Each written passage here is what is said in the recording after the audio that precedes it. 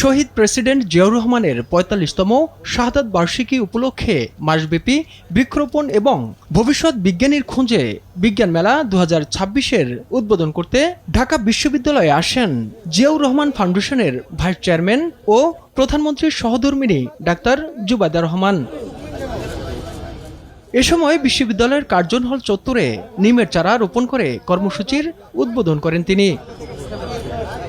পরে ঢাবির উদ্ভিদ বিজ্ঞান বিভাগের অডিটোরিয়ামে বিজ্ঞান মেলার উদ্বোধন অনুষ্ঠানে যোগ দেন ডাক্তার জুবাইদা রহমান। পরিবেশ সুরক্ষায় বৈজ্ঞানিক উপায় খুঁজতে শিক্ষক শিক্ষার্থীদের ভূমিকা রাখার আহ্বান জানান তিনি। বৈজ্ঞানিক সমাধান বের করার ক্ষেত্রে শিক্ষক, শিক্ষিকা এবং শিক্ষার্থীরা নিঃসন্দেহে বিরাট অবদান রাখতে পারে। বর্তমান পৃথিবীকে আরো সুন্দর, বাসযোগ্য ও সবুজ করে রেখে যাব সবাই ভবিষ্যৎ প্রজন্মের জন্য, ইনশাআল্লাহ।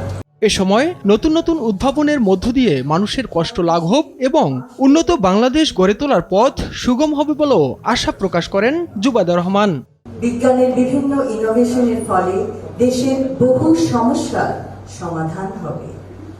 শুধু চাই আমাদের আকাঙ্ক্ষা, উদ্যোগ, অধ্যবসায়।